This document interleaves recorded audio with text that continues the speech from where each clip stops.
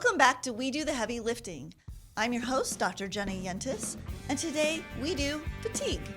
So a lot of us think of fatigue as just being tired, maybe just not feeling well, but is that all there is to it? And to answer those questions today, we have our guest, Dr. Steve Riechman. Very excited to have you here. Thank you for being here. Thank you for inviting me. Yeah, so you're currently an associate professor at Texas A&M University in Kinesiology and Sport Management. You direct a laboratory that looks at both cognition, nutritional factors, and fatigue. And you're soon to be a director of a tactical human performance lab as well. So Huffines is growing, and Dr. Riechman's going to be joining our team officially. And so, but we're really here to talk about fatigue today. So, like I mentioned, a lot of people just think of fatigue as being tired. Is that really all there is to it? Yeah, that's a really interesting question, and what I would say is that when we started on this project a few years ago, the question of what is fatigue was like the biggest question. Mm-hmm. And I think what is really important to appreciate is that fatigue is contextual. And what I mean by that is you have to define it specifically in what you're doing. And for our work, we're thinking of stronger, longer-term fatigue. Mm-hmm. And I want to distinguish that first from chronic fatigue syndrome. We are not studying that. That's like months, years of time. Okay. And we're talking about long-term, many hours of fatigue, because you could define fatigue as running as fast as you can, and that could last for 10 seconds, and then you're fatigued. Okay. So it's really important to define what you're looking at for fatigue. Okay, so if I was, just a person out in the world and I wanted to look it up in scientific literature, you're telling me that there could be a lot of different definitions to fatigue. Yeah, and that's what we have to deal with. And when we're doing the studies, when we're analyzing data and such, we have to do it very specific to what we're looking at in regards to fatigue. Okay. So continuing on that train of thought, it has a lot of different definitions, but then you could also be physically fatigued or you could be mentally fatigued. Does that all, how do you kind of know if you're reaching that point of fatigue, or how do you know if it's one or the other? Is there a way for the average person to sort of tell?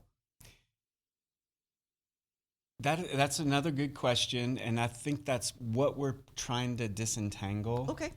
And if we want to get into the study, that one of the things that we're looking at is for unique signatures of each type of fatigue. Okay. And there are distinguishing factors between them, and we've chosen a single gold standard for any kind of fatigue. But we're also looking at specific measures of each type of fatigue. So the question is excellent to distinguish the type of fatigue, and we're trying to get at that answer. So why is it important for us to know the different types of fatigue? Because then you know what to do about it, right? Yeah, exactly. I mean, if the indicators say your sleep is insufficient, then you know to concentrate on getting enough sleep. Athletes, for example, want to know when they're physically fatigued, so you would know, hey, you should rest a little longer or take it easier on your next workout. And so that's another one. And then mental fatigue, easy. If it's just mental, your sleep is good, your physical fatigue is good, it's just your mental fatigue, you take a mental break, and there's interventions that can bring you back to a non-fatigued mental state. So you made reference to a study that you all are doing, and that study is being funded by DARPA. So for our general audience that doesn't know what that is, it's kind of this weird version. I don't even know if they belong truly to the Department of Defense, but it's where all of the really, crazy research that you hear of is that how you would define what DARPA is? Yeah. I would say they look at things that are going to do paradigm shifts, things that don't hit the market for 10 or 15 years. They invented the internet in the 60s, but when did we see the internet? Yeah, it took 30 years. Yeah, it took a while, but they set the foundation to shift the paradigm on how we communicate and how we get information. So really, they fund really exciting, like high risk sort of studies. And you had mentioned that you're looking for biomarkers of those different kinds of fatigues, different type of fatigue. What do you mean by a biomarker? What does that mean? Yeah, so a biomarker is anything produced biologically, obviously, that indicates some kind of condition. Okay. You can have cancer biomarkers that indicate that cancer is present, for example. And it's very useful. We look for biomarkers because we want early diagnosis, detection of a situation. And so we're looking at it for fatigue to see if we can get biomarkers that can tell an individual is hitting a limit in which things could get dangerous for them. So wouldn't I know if I'm getting fatigued? Why would we need these biomarkers if people can just tell you if they're fatigued? Well, DARPA, as you mentioned, is part of the Department of Defense, and their interest for soldiers is detecting fatigue in groups of people. And so that commanders, for example, if we can monitor those biomarkers, the commanders can know the status of the group they're leading, and then they can make decisions about continuing into battle or resting to make them ready for battle. Okay, that makes sense. So if we are looking at these biomarkers of fatigue, and you had mentioned you're looking for the biomarkers of physical fatigue, mental fatigue, and then you had mentioned sleep as well. And then there's combinations of those, right? You could be mentally tired or fatigued and sleep deprived. Maybe one leads to the other. So is there a way to disentangle that? Or are you finding that there's biomarkers for those entanglements as well as them individually? Yeah, it's a great question. And our experiment includes physical and mental at the same time. So we're fatiguing them with the protocol at the same time. And then we have two other experiments where we sleep deprive them and then put them to physical fatigue. So we look at the impact of the sleep deprivation on that physical fatigue. And then we also do another sleep deprivation trial where at the end of it, we put them through a mental fatigue protocol. And so we look at those interactions. Now we're doing breath biomarkers. And so we're collecting their breath samples as they progress to fatigue. And in order doing that with all those different protocols, we get the unique features of each type of fatigue. So when we do the combination, ideally, we would have unique biomarkers of each. And then when we do the combination, both sets of biomarkers show up. I see what you're saying. So then it would really help individuals by monitoring breath to understand what type of fatigue maybe they're displaying. Are there instances where people are displaying maybe those biomarkers, but they don't feel fatigued? Like, is my feeling of fatigue the same as my biomarkers? Yeah, well, we collect subjective measures of fatigue. So we'll look at those relationships of whether their subjective feelings of fatigue are representative of their biomarkers of fatigue and our objective measures of fatigue. And they tend to correlate strongly, but are they absolute? An example I think that is interesting, though, does subjective really matter? If a pilot, for example, currently the protocol for determining their fatigue status is asking the pilot, are you tired? Well, if they want to fly, they'll say, no, I'm not tired. If they don't want to fly, they'll say they're tired. It's subjective. And so if you're in charge of all those pilots, you want an objective measure. So you can't rely necessarily on that subjective measure of fatigue. That sort of makes sense. It's, like what you're saying, like if you really want to fly that day, even though you didn't get great sleep, you'd be like, yeah, I'm not tired. I mean, if you're a fighter pilot, you want to fly, right? Absolutely. Everybody wants to fly those planes, don't Yeah. they? It looks exciting. So individuals naturally do things to combat their fatigue, right? And I think of caffeine as a main one. Like, I don't want to list any of the brands, but we're all familiar with all of the energy drinks that are out there. You go to any gas station and there's just tons and tons of them. So is there a point in which you consume so much caffeine that it, so I guess what I'm asking is what does it take to offset the fatigue? Are there other interventions? Is that the best way, or is that not something we should be doing? First comment on the caffeine. I think an interesting perspective that I've heard recently that I agree with is that caffeine doesn't make you not tired. It just gives you the perception that you're not tired. So your fatigue is still there. You just get this temporary illusion that you're not tired. Okay. Physiologically, you're still affected by the fatigue. Okay. And then the second part is about the breath biomarkers as far as what can be done. And I think one of the interesting things that'll come out of it is those chemicals that we're breathing off come from what's going on inside our body. And once we identify biomarkers associated with fatigue, we can trace them back down to where they came from. And once we know what the molecules are, where they came from, we can look at ways within those pathways to intervene. That's a potential avenue of where we can look for intervention. That's really interesting. Like you said, that those biomarkers then would be reflective of what's happening inside the body. And without getting into it for our audience, everybody's heard of metabolism. The word means a lot to many people, Sure. but most people have thought of things like lactate or these other byproducts of metabolism. So that's essentially what you're looking for, is those byproducts that we're giving off. Yeah, that's right. And these are special byproducts because they are volatile. They go into the air easily. And so they are not going to be the only biomarkers that are out there. They're just ones that are gaseous. They go into the air.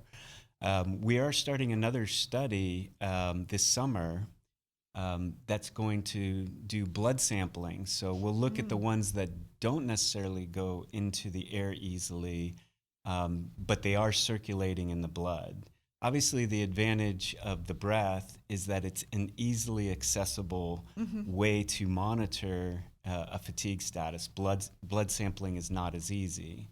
But it also helps us understand where they're coming from, again, with the ultimate goal of intervening and finding ways based on what's happening in fatigue to prevent, or at least delay fatigue, prolong high performance, for example. So that's where we're going with that.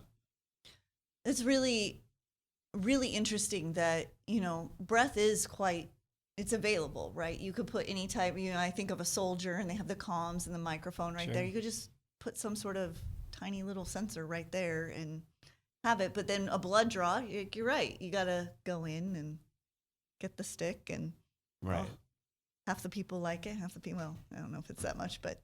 Yeah, I think really what we want to do is understanding how the body works is really, really important. But ultimately, we want to use that information, and you have to access that information. And breath is just a really great way to monitor. And we can develop really inexpensive biosensors that we can integrate into a pilot's gear or a soldier's gear. And monitor that continuously rather than, how many times are you going to get blood sticks? Yeah. Very rarely. I was thinking of something you mentioned, and we didn't really talk about it ahead of time, but you're doing mental fatigue, physical fatigue. But I know that in your lab you look at cognition quite a bit. I can only imagine that you're measuring the effect it's having on their cognitive decision making potentially. Is that something else that goes along hand in hand with fatigue? Yeah. So some of the other studies kind of flip the script on fatigue and try to look at maximal cognitive performance. Okay. If you think of, I brought up pilots. Pilots obviously need a high rate of processing speed to do their job, but athletes too, they need to process information at a very high rate. And so some of those other studies are trying to find maximal performance and ways we can, things that influence not performing maximally, things that can help you perform maximally. And nutrition obviously is the background on that, trying to find the optimal nutritional patterns or nutrients necessary for maximal performance. But it's a corollary of fatigue, because fatigue is a drop in performance. Talking about definitions, that's kind of our working definition, is a loss of performance. And one of the big things that we're looking for is thresholds, things that points at which performance has been lost sufficiently that it's impactful. And so these are things that we're working on to try to make a difference for why we're doing this study. It sounds like you have, it's kind of this corollary of one leads to the next. And I think of this article, I know that most of our listeners probably won't listen to it, but my PhD advisor had us read, it was like the very first one we read, it was this article from the 60s by Platt called Strong Inference. And it talks about how science, like one thing leads to the next to the next. He talks about a logic tree that you start building these branches. It sounds like with fatigue and cognition and nutrition, you have this really nice base to continue this sort of, I don't know, going down this rabbit hole of, it's really exciting. Yeah. Oh, it's a rabbit hole for sure. And we stay focused on, like I said, I'm staying focused on how we can make a difference out there. The basic science, kind of the fundamental novelty of what we're doing is really interesting and important, but I always try to keep my eye on that application. So what we're doing and how we stay focused rather than every rabbit hole always helps us lead to that application stage. I know that this is a little offhand, but I think of like research when you're trying to follow those things. In research, there's a lot of times things go wrong and don't work out. I'm putting you on the spot, so if it doesn't come to you, that's okay. Is there a time that you can think of something that didn't work out that ended up leading you in a different maybe direction that ended up being like pretty cool? I know I'm putting you on the spot. Actually, this work that we're doing now is the result of a redirection. Okay. So we were doing a lot of work in skeletal muscle as the focus, and actually that's interesting because we were doing the biomarker tracking there as well, but the work was going very slow. It actually has worked out. It just took a really long time, and I took the opportunity to start branching in another direction, and it was the cognitive performance, nutrition, and because it was really important for athletes. Everybody wants to perform cognitively the best they can, and that it grew into what we're doing now with the breath biomarkers, and we're integrating cognitive and physical and mental fatigue. So it was a redirect, and it emerged because things were not working out. Well, it's working out for you now. I think so. It's really exciting. And that other path that wasn't working out is working out now. And so that wasn't me. I wasn't the one that worked that out, and it was just collaboration but they're working out really well. That's amazing. Well, thank you so much for being with us today, Dr. Riechman. Sure, it was a pleasure. We always ask our guests if they have a tidbit of advice or something they want to leave our guests with. Is there any little nugget that you'd like to leave with them? I know. Just a small quote that came across my eyes a few weeks ago that I've been thinking a lot about and actually shared with people, and it seems to be resonating. and I can't remember who I'm quoting here, okay. so that'll all be right. a limitation. What we will do is we will find it and then we will reference it in our show notes. So no pressure to come up with it right off the top. So the quote was, the flaw with our education system is that ideas are coming before observation. And I shared that with my class, and I said, you have to bring the observation here, and then we can expand and develop the ideas from that. And so I've been thinking about that a lot, is that we have to base our fundamental learning in observation and then grow from that to the ideas. And I think and so I'm still contemplating that and how that influences my thinking. So I thought I'd share that with you because it is simple, but it seems meaningful. I appreciate you saying that. It seems extremely meaningful. Something that I see a lot of times our current students is methodology comes before idea as well. Yeah. They see a cool piece of technology and they're like, I want to use that. And then they're trying to backtrack to come up with an idea. So I really appreciate you saying that because, yeah, you need the observation. That's a critical piece to develop the idea. And then you develop the methodology to. Right. Let the observation drive you, and the methodology, the ideas will emerge after. I really appreciate that. Well, thank you again for being here, Dr. Riechman. And thank you to our listeners for staying with us for another episode. As always, if you have comments or ideas for future episodes, please email us at huffines@tanu.edu. Stay healthy, folks. Thank you.